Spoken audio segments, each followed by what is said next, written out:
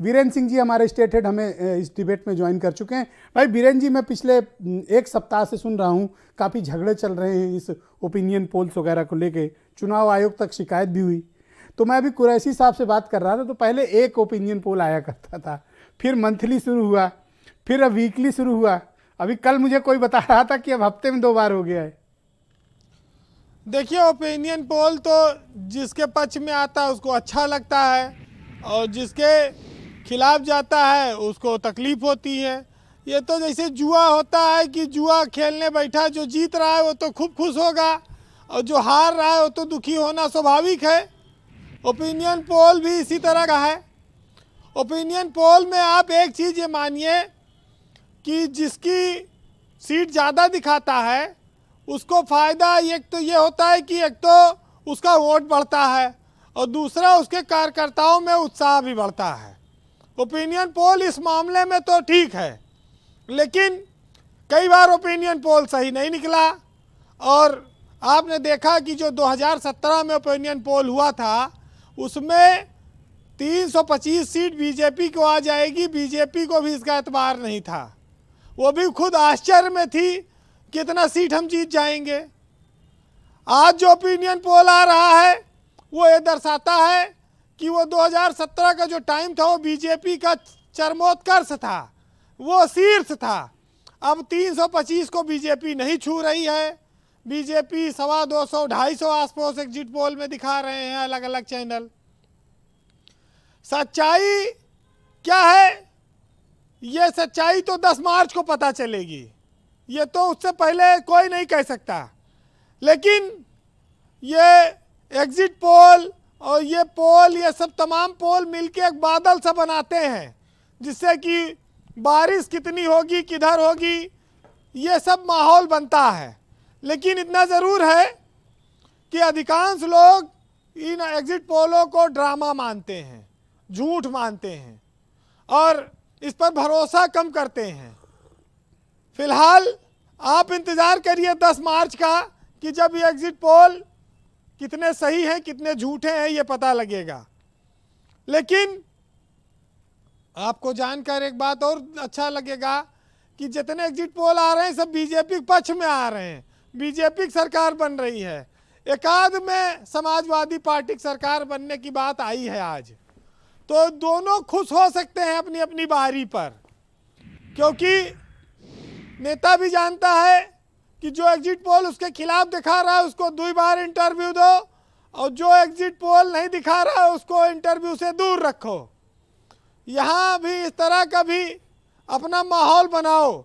अगर television TRP लूट रहा है तो नेता भी इंटरव्यू दे दे के उससे अपनी टीआरपी बढ़ा रहा है। अब क्या कीजिएगा, इस बार कोरोना का पॉलिटिकल लॉकडाउन है तो नेता लोगों के पास टीवी के अलावा ऑप्शन क्या बचा है? देखिए, हमारे देश में जो बड़े लोग होते हैं उनको बहुत अवसर मिलते हैं, इसलिए वो अवसरों से बहुत ज़्यादा उत्साहित नहीं होते। और जो गरीब लोग हैं, जनता है, इसको अवसर कम मिलते हैं, इसलिए जो भी अवसर इससे मिल जाता है इससे बहुत ज़्यादा उत्साहित हो जाती है। तो ये चुनाव जो है एक इसी तरह का अवसर है कि जनता बहुत ज़्यादा उत्साहित।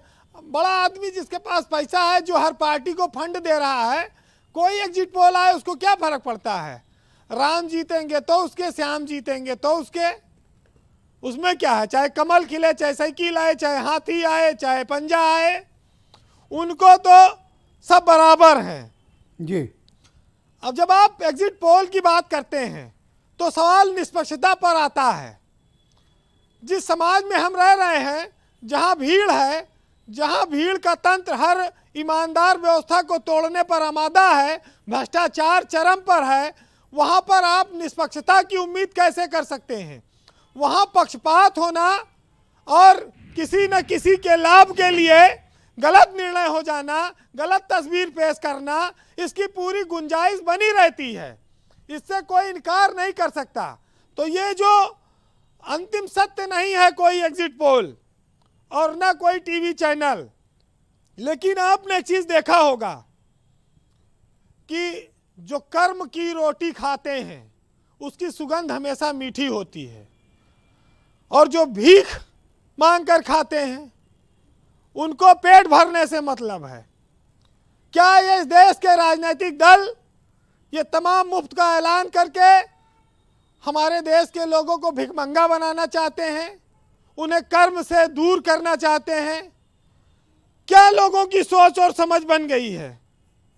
कुल मिलाकर आप ये कहिए जी कि ये एग्जिट पोल से ज़्यादा घातक है ये फ्री की योजना।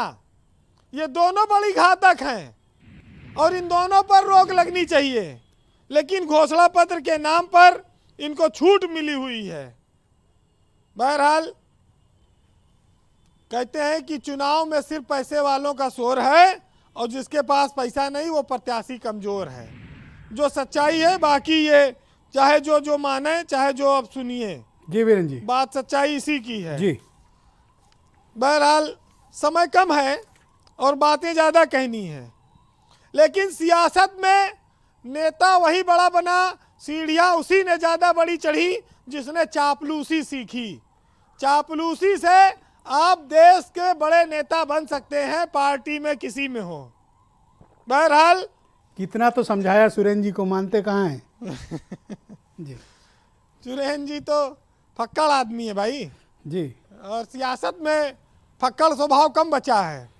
चलिए, हम लोग जिस समाज में रह रहे हैं, चुनाव आता है तो लगता है राजनीतिक दल हम पर बहुत कुछ लुटाएंगे, बड़ी रहमतें होंगी, लोगों की गरीबी खत्म हो जाएगी। लेकिन बहुत पहले एक साहित्यकार ने लिखा है कि इस कदर पाबंदी है मजहब कि सदके आपके, और जब से आज़ादी मिली है मुल्क में रमज़ान है, और कल नुमाइश में मिला वो चीथड़े पहने हुए, और मैंने पूछा कौन है तो बोला हिंदुस्तान है। बहुत बहुत शुक्रिया वीरेन जी आपका, बहुत बहुत।